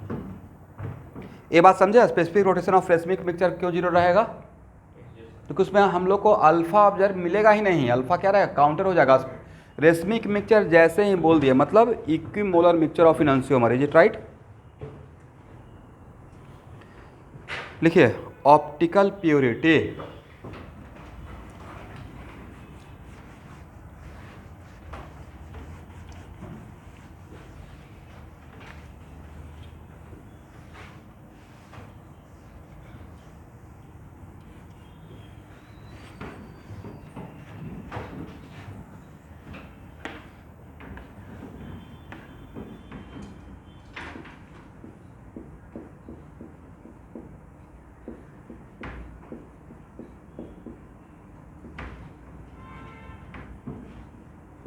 Optical purity.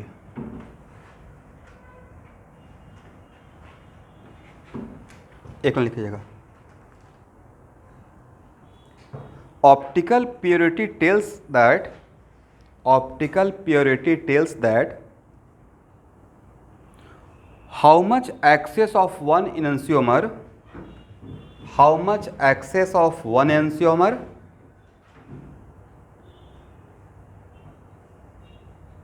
present in the mixture,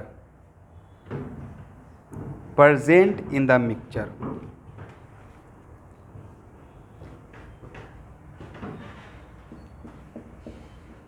एक ही लाइन का डिफरेंशन था। यहाँ देखिए ध्यान से सुनिएगा,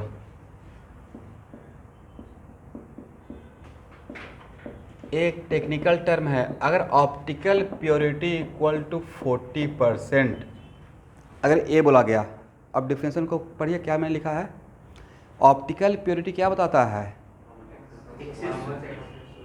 इसका मतलब दो इनन्सियोमेरिक पेयर में दूसरे के रेस्पेक्ट में पहला वाला कितना ज़्यादा है, राइट? तो अगर ऑप्टिकल प्योरिटी 40% है तो मेरे पास E1 E2 है इनन्सियोमेरिक पेयर, तो ऑप्टिकल प्योरिटी 40%, इसका मतलब 40% क्या है, ज़्यादा है। तो क्या रहा होगा कंपोजिशन?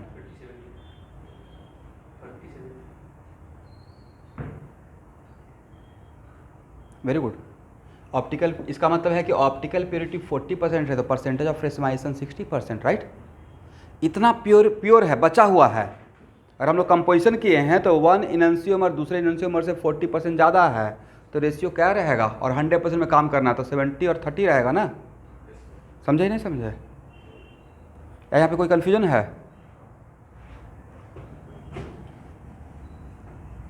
क्वेश्चन ये रहेगा optical purity 40%, then percentage of racemisation का वैल्यू पूछा जाएगा। तो what is percentage of racemisation? 60%। और कंपोजिशन क्या रहेगा? E1 का कंपोजिशन वन ऑफ द, मान लेते हैं ये एक्सेस है E1, ये मान लेते हैं कि एक्सेस है E2 के रेस्पेक्ट में, तो E1 का वैल्यू रहेगा हाउ मच? 70%, और E2 का वैल्यू रहेगा 30%। ठीक है ना?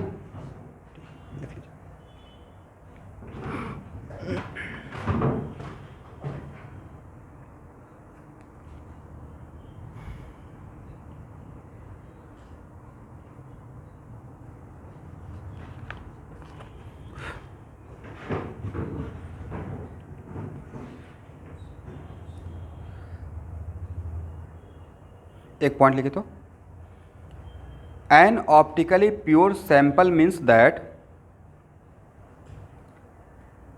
an optically pure sample means that only one enantiomer is present. An optically pure sample means that only one enantiomer is present.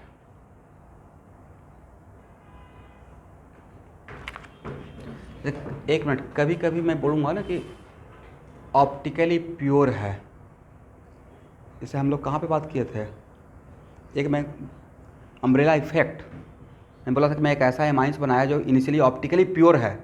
मतलब फर्स्ट टाइम जब मैंने बनाया फ्रेशली प्रिपेयर्ड तो वन ऑफ द एनेंशियोमर था, ऑप्टिकली प्योर मतलब one of the enantiomer है, but after some time इक्विमुलर हो गया ड्यू टू अम्ब्रेला इफेक्ट। तो ऑप्टिकली प्योर का मतलब है कि वहाँ पे दूसरा एनेंशियोमर नहीं है, ठीक है। और रेसिमाइजेशन अगर कहीं पर टर्म यूज कर रहे हैं तो रेसिमाइजेशन का मतलब दोनों वहाँ पे है। अगर मैं बोल रहा हूँ परसेंटेज ऑफ रेसिमाइजेशन 60% है, इसका मतलब दोनों परसेंट है, और कंपोजिशन इस तरीके का है, ठीक है। लिखिए, एक फॉर्मूला लिखिए तो, optical purity equal to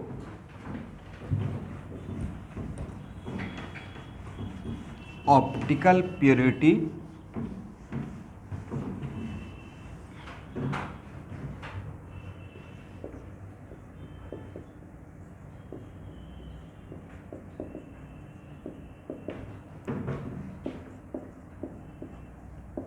observe rotation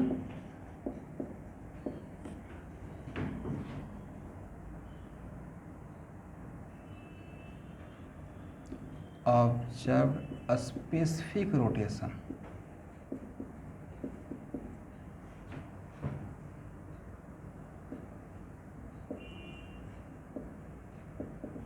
of mixture divided bye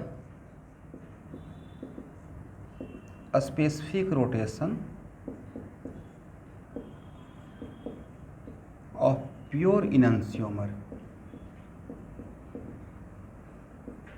into 100।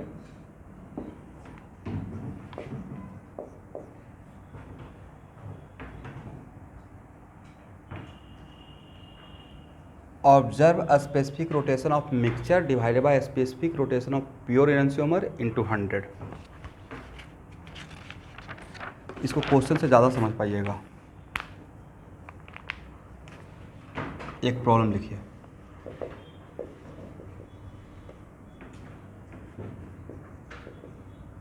an optically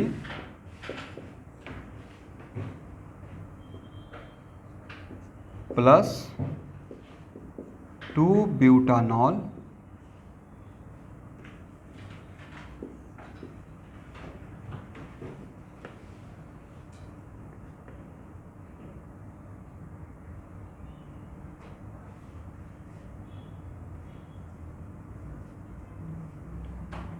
and optically pure 2-butanol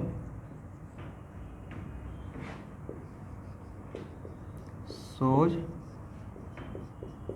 a specific rotation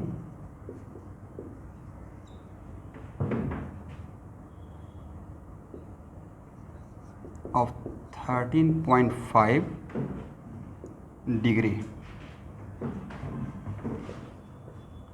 and a sample of 2-butanol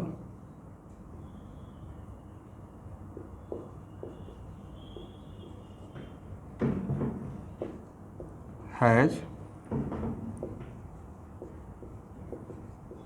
a specific rotation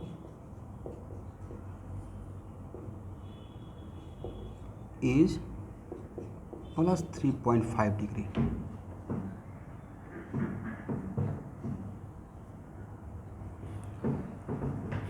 Then what is the optical purity of the sample? Then what is the optical purity of the sample?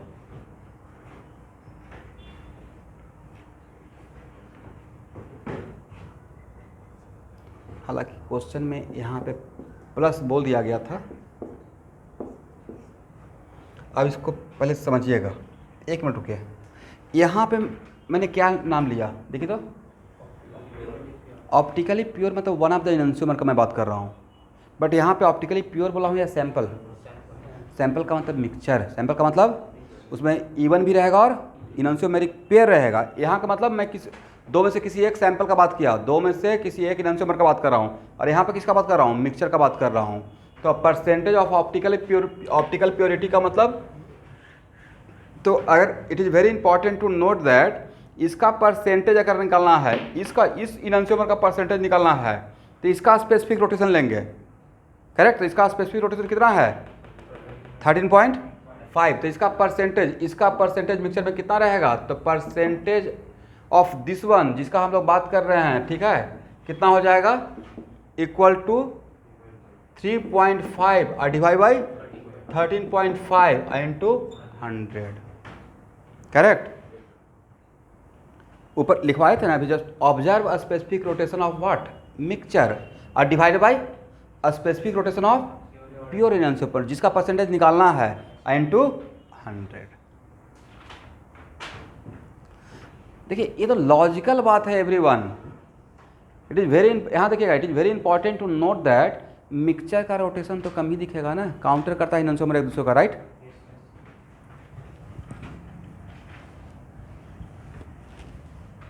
कितना आया?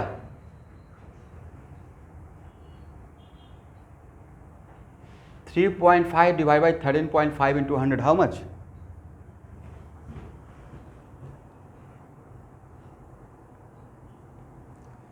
मोटामोटी 26।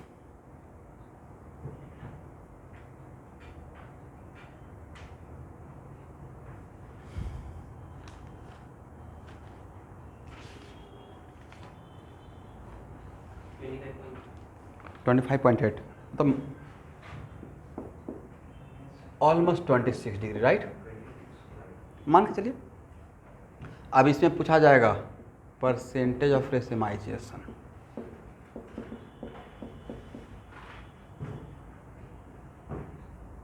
इसी में पूछे, इसका मतलब optical purity का मतलब क्या डिफिनेशन था? इतना परसेंट एक्सेस है, राइट? 26% क्या है? एक्सेस है। इसका मतलब है कि परसेंटेज ऑफ रेसिमाइजेशन कितना है? 100 माइनस 26 है, ठीक है? ऑप्टिकल प्योरिटी का मतलब इतना परसेंट ज़्यादा था, तभी इसका इफेक्ट नज़र आ रहा है, ठीक है? तो परसेंटेज ऑफ, इसका मतलब ए ज़्यादा है, इसी का इफेक्ट बच रहा है, तो परसेंटेज ऑफ रेसिमाइजेशन कितना हो जाएगा? 100 माइनस 26, करेक्ट ना? यही तो होगा या कुछ दूसरा हो जाएगा? एक मिनट रुकिए, ये तो ज़्यादा है ना, हाँ ठीक तो है, तो कितना हो जाएगा एवरीवन?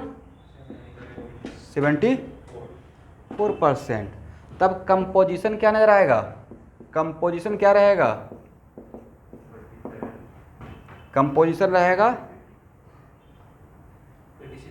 37% रहेगा किस एक का, और दूसरे का क्या रहेगा? 37 + 26%, राइट? एक कम, ठीक है ना? रेशमाइजेशन इतना है, तो रेशमाइजेशन में जो ज़्यादा है वो भी तो रहेगा। 74% क्या है? Percentage of racemization. इसमें ये तो सपोज कीजिए कि मैंने बोला, यहाँ देखिए, मैंने आपको बोल दिया कि E1 और E2, और अगर मैंने बोला कि E1 - E2 अगर 20% है, राइट? तब E1 और E2 पूछे, तो इसका मतलब E1 ज़्यादा है 20%, तो E1 और E2 का कंपोजिशन क्या रहेगा?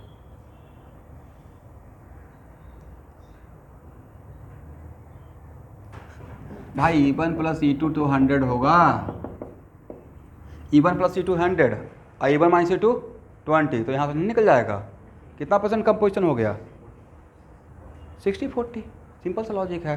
तो वही मैं बात कर रहा हूँ, ये 26% जो एक्सेस है, इसका मतलब E1 - E2 26 और E1 + E2 कितना? 100। यहाँ से निकाल लीजिए, तो यही तो आएगा वैल्यू, ठीक है? तो अब देखिए, यह एक्चुअल में एक क्वेश्चन ऐसे आएगा, ध्यान से सुनिएगा।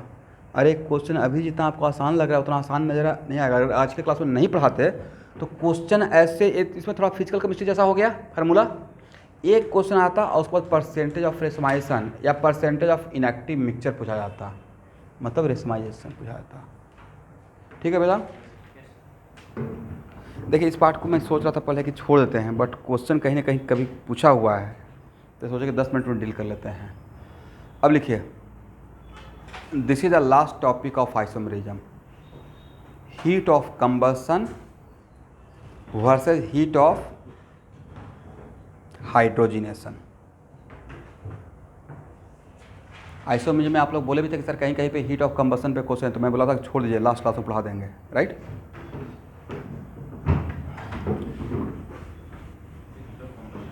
Heat of combustion versus heat of hydrogenation.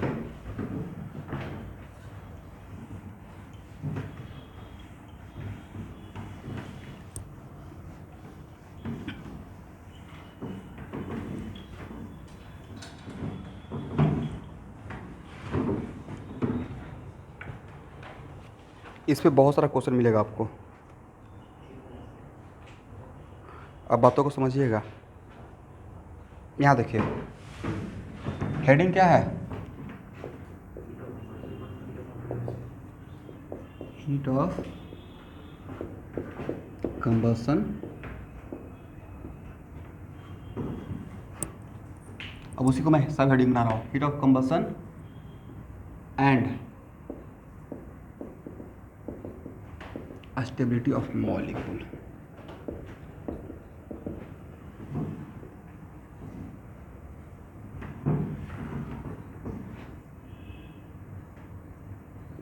C4H10 क्या होगा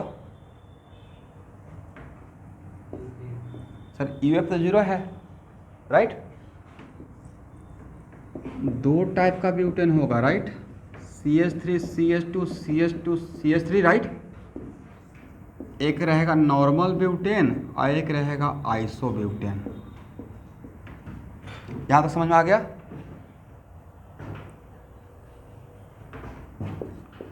और C4H10 अगर इसका आप कम, ऑनलाइन स्टूडेंट सुन पा रहे हैं? C4H10 को अगर कंप्लीट कंबशन करते हैं क्या बनेगा? टेल मी।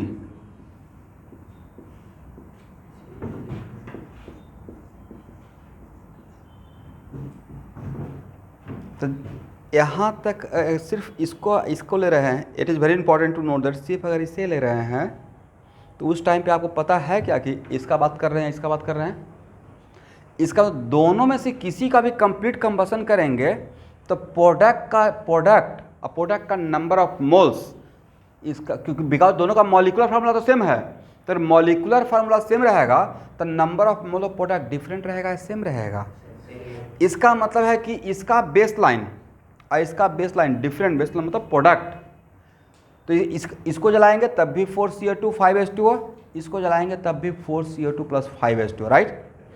तब पूछा जाएगा इसमें और इसमें किसका हीट ऑफ कंबसन ज़्यादा रहेगा।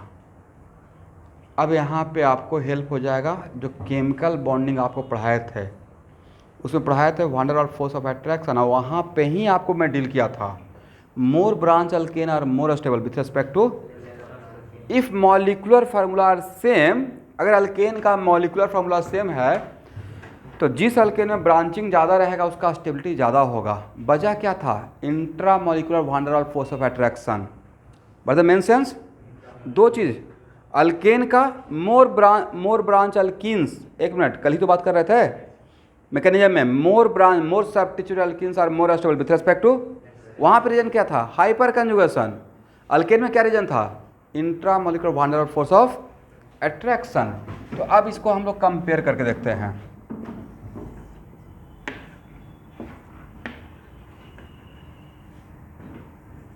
ये है नॉर्मल ब्यूटेन, करेक्ट एवरीवन। और ये क्या है? This one is what? Isobutane. Energy profile पे किसको ऊपर रखा जाए? एन ब्यूटेन को। और इसका कंप्लीट कंबसन करते हैं तब भी तो 4CO2 + 5H2O मिलेगा। और इसका अगर कंप्लीट कंबसन करते हैं तब भी तो आपको 4CO2 + 5H2O। तो दोनों का कंप्लीट कंबसन में बॉटम लाइन सेम है, बट किसके बीच का एनर्जी डिफरेंस ज़्यादा है? तो यही तो है डेल्टा एच कंबसन, करेक्ट। और कंबसन ऑलवेज एक्सोथर्मिक, तो किस में एनर्जी ज़्यादा रिलीज होगा? यस, इसमें एनर्जी ज़्यादा रिलीज होगा, इसमें एनर्जी। अब इसको डेल्टा H2 इसको डेल्टा H1 करेंगे तो delta H1 greater than what? Magnitude wise, correct. अब एक मिनट, तो ये तो हम लोग यहाँ देखिएगा एक्चुअल में हुआ उल्टा होगा लैब में, एक्सपेरिमेंट में जो आप सीधा देख रहे हैं ना कि स्टेबिलिटी आइसोब्यूटेन और नॉर्मल ब्यूटेन का हुआ उल्टा होगा। इसका हीट ऑफ कंबसन, इसका हीट ऑफ कंबसन पहले निकाला गया होगा और हीट ऑफ कंबसन के बेसिस पे स्टेबिलिटी कंपेयर किया गया होगा। इसका मतलब if molecular formula are same, if molecular formula अगर मॉलिकुलर फार्मूला सेम है और किसी भी दो स्ट्रक्चर का स्टेबिलिटी को कंपेयर करना, यहाँ देखिएगा मॉलिकुलर फार्मूला अगर सेम है और उसी मॉलिकुलर फार्मूला का दो स्ट्रक्चर का कंपेयर करना है तो जिसमें हीट ऑफ कंबसन ज़्यादा रहेगा उसका स्टेबिलिटी कम रहेगा, करेक्ट। और जिसका हीट ऑफ कंबसन कम रहेगा उसका स्टेबिलिटी ज़्यादा रहेगा, एग्री ना? क्योंकि बॉटम लाइन तो सेम हो जाएगा, नंबर ऑफ प्रोडक्ट तो सेम मिलेगा दोनों में, करेक्ट। इसका मतलब स्टेबिलिटी ऑफ द मॉलिक्यूल और हीट ऑफ कंबसन डायरेक्टली या इन्वर्सली? इन्वर्सली। समझ गए एवरीवन?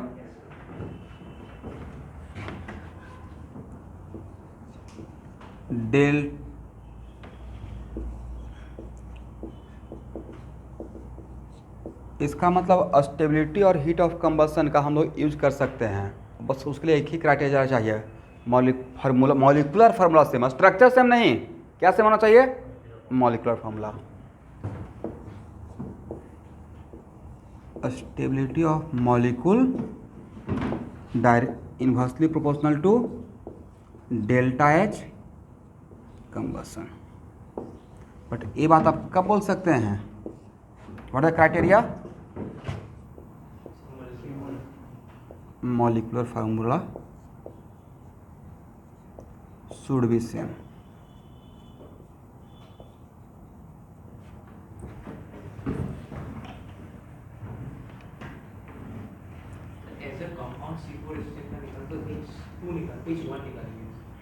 क्या बोले?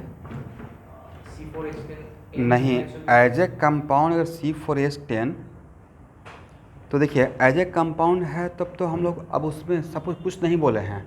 C4H10 तो डिफ़ॉल्ट पे नॉर्मल ब्यूटेन फिर लेंगे, लेकिन अगर नॉर्मल ब्यूटेन और आइसो ब्यूटेन का कंपेयर करना रहेगा तो दोनों स्ट्रक्चर में अगर तो यहाँ से ऐसे क्वेश्चन आएगा, क्वेश्चन अगर पूछा जाएगा सर क्वेश्चन कैसे आएगा, क्वेश्चन ऐसे आ जाएगा फॉर एग्जांपल C5H12 और मैं आपको जानबूझ के मेंशन कर दिया इसमें 3 structure, one of the structure is this one, मतलब अगर मुझे जेई मेन में क्वेश्चन अगर सेट करना रहेगा one is this one and other is this one, ऐसा मैंने क्वेश्चन सेट कर दिया और इन तीनों में मैं उल्टा बात पूछ लिया, हीट ऑफ कंबसन का ऑर्डर, क्योंकि स्टेबिलिटी मुझे पता है, कहा चुके हैं राइट। तो इन तीनों में हीट ऑफ कंबसन का ऑर्डर क्या रहेगा, A greater than B greater than C, वहाँ से राइट लिख लीजिए heat of combustion.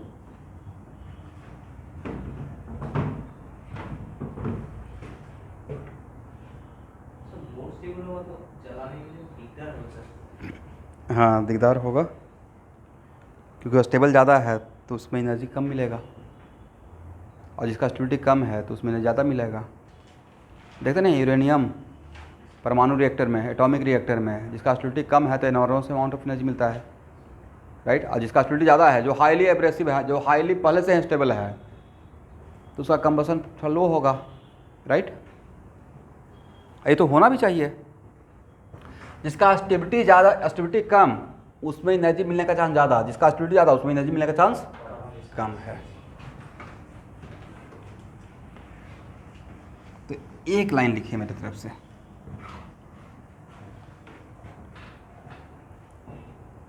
Heat of combustion can be taken as direct measure of stability, heat of combustion can be taken as direct measure of stability if two compounds have same molecular formula। इसको पहला point बनाइएगा, फिर से एक बार, heat of combustion can be taken as direct measure of stability if two compounds have same molecular formula। देखिए heat of combustion में formula सिर्फ same रहेगा तब उसके अंदर का स्ट्रक्चर का हम लोग कंपेयर कर सकते हैं right.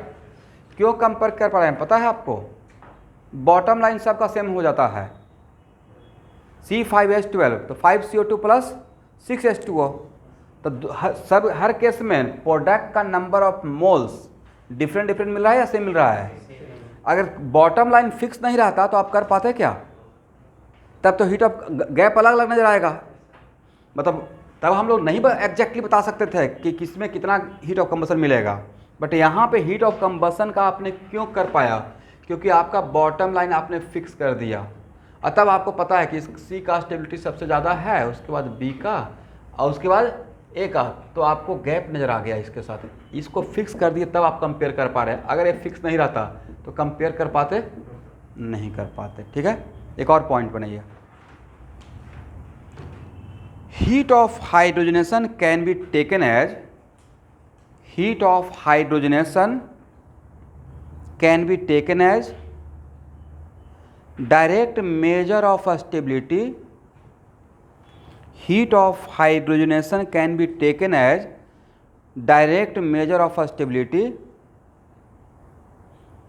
if hydrogenated product are same, if hydrogenated product are same।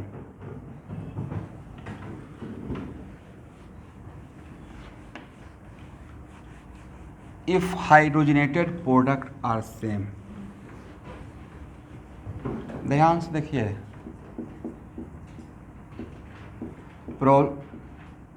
Problem कहाँ पे होता है, ध्यान से आप देखिए तो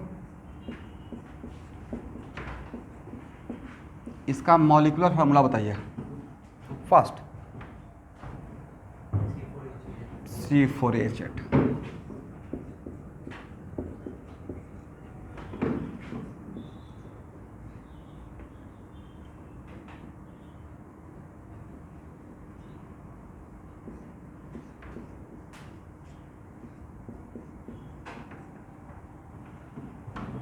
इसका मॉलिक्यूलर फार्मूला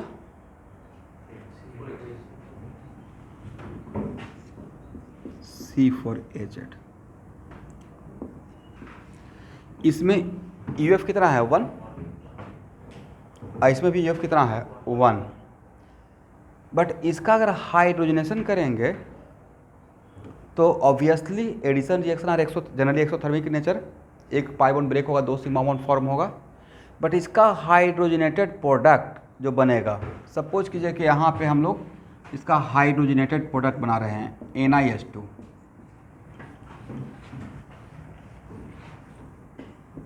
तो क्या मिला CH3CH2CH2CH3, और इसका जो हाइड्रोजनेटेड प्रोडक्ट बनाएंगे वो क्या रहेगा CH3CH CH3CH3। ये प्रोडक्ट क्या सेम है? और जब प्रोडक्ट सेम नहीं है तो क्या बॉटम लाइन फिक्स कर पाएंगे? बॉटम लाइन, तो जब बॉटम लाइन भी फिक्स नहीं है तो कम से कम एक लाइन तो फिक्स होना पड़ेगा, तब तो कंपेयर कर सकते हैं उस सिनर्जी वैल्यू से। इसका कंपेयर करना है तो इसका कंपेयर करने के लिए अगर बॉटम लाइन फिक्स रहता तो हम लोग कंपेयर कर सकते थे। अब बॉटम लाइन ही फिक्स नहीं है। क्यों नहीं फिक्स है? तो क्या यहाँ पे हाइड्रोजनेटेड प्रोडक्ट सेम हुआ? तो क्या हीट ऑफ हाइड्रोजनेशन के बेसिस पे, यहाँ देखिए एवरीवन, हीट ऑफ हाइड्रोजनेशन के बेसिस पे क्या ए और बी का, मान लेते हैं कि इसका आपको वैल्यू, इवन की वैल्यू पता भी है कि मान लेते हैं कि इसमें 10 जूल, इसमें 20 joule, let us suppose, but उस वैल्यू से आप बता पाते कि क्या इसमें कौन ज़्यादा स्टेबल है? नहीं बता पाएंगे। समझ गए? एक्चुअल बात यह है। तो तब देखिए एक्चुअली होता है ना कि अगर हीट ऑफ हाइड्रोजनेशन से ही हम लोग सबका स्टेबिलिटी बता पाते, तो जहाँ पे हीट ऑफ हाइड्रोजनेशन से नहीं बता पाते तो इस केस में आपको हीट ऑफ कंबसन हेल्प करेगा या नहीं करेगा? सर हीट ऑफ कंबसन के लिए मुझे प्रोडक्ट, हीट ऑफ कंबसन के लिए मुझे ये तो दिखना ही नहीं था। इसको जलाएंगे तो इसमें तो बॉटम लाइन फिक्स पक्का होगा ही होगा, हाँ या ना? 4CO2 4H2O, इसको जलाएंगे तो इस केस में तो इसका मतलब है कि इन दोनों का यहाँ पे सपोज कीजिए कि मैंने आपसे एज ए टीचर पूछा कि इसमें स्टूडेंट का कंपेयर करना है, 2 ऑप्शन है, हीट ऑफ हाइड्रोजनेशन का और हीट ऑफ कंबसन का, किसके बेसिस पे आप कर सकते हैं? तो आपको माइंड में आएगा bottom line should be fixed दोनों के लिए। तो अगर हाइड्रोजनेटेड करेंगे तो बॉटम लाइन फिक्स नहीं हो रहा है, बट कंबसन करेगा तो फिक्स हो जाएगा। तो इन दोनों का कंपेयर करने, स्टेबिलिटी का कंपेयर करने के लिए कौन सा ज़्यादा अच्छा मेथड रहेगा, हीट ऑफ हाइड्रोजन या हीट ऑफ कंबसन? कंबसन। समझ गए? इसका मतलब A and B, it means what, A and B can not be, A and B का हम लोग स्टेबिलिटी का comparison on the basis of heat of hydrogen नहीं कर सकते हैं। तो यहाँ पे कौन सा मेथड अप्लाई करना पड़ेगा? हीट ऑफ, लिखिए, we cannot compare a stability of A and B, we cannot compare a stability of A and B on the basis of heat of hydrogenation. We cannot compare a stability of A and B on the basis of heat of hydrogenation. तो किसके basis पे compare करेंगे? But we can compare A and B on the basis of heat of combustion. वजह क्या है everyone? Sir molecular formula बस same चाहिए था, right? Because molecular formula are same.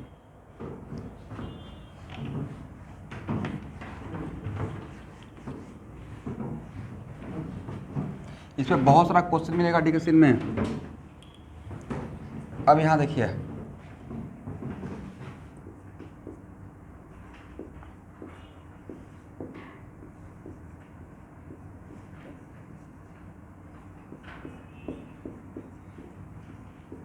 एक कौन सा form? 6 form.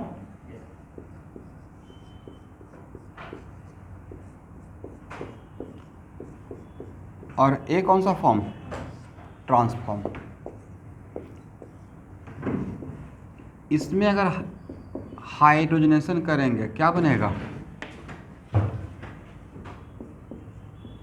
CH3 CH2 CH2 CH3, is it right?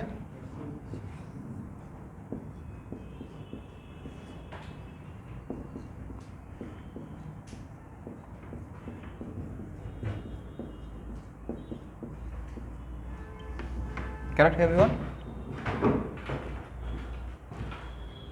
दोनों का प्रोडक्ट हाइड्रोजनेटेड प्रोडक्ट डिफरेंट है या सेम है?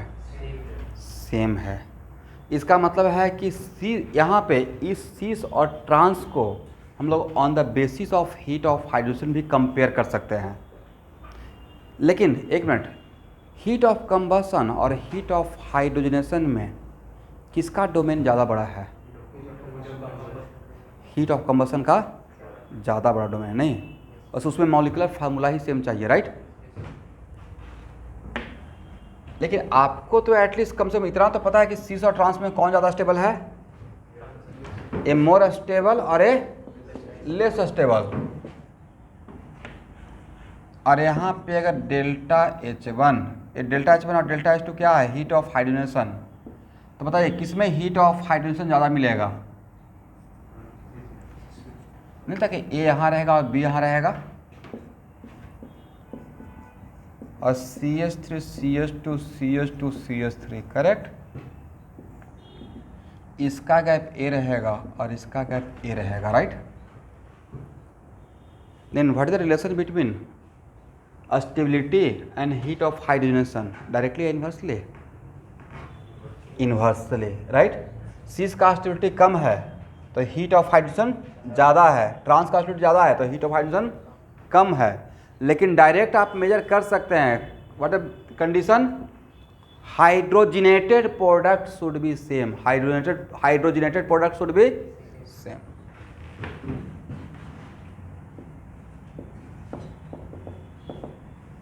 Stability of molecule inversely proportional to heat of hydrogenation. But इसके लिए क्राइटेरिया क्या है?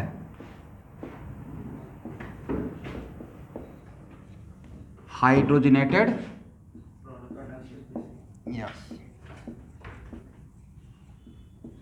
Hydrogenated product should be same.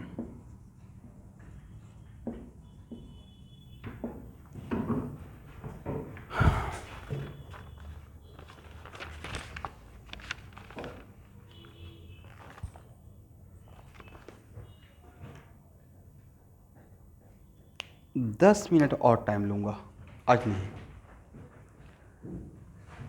तो हेलो एवरीवन, ऑनलाइन बच्चे से पूछते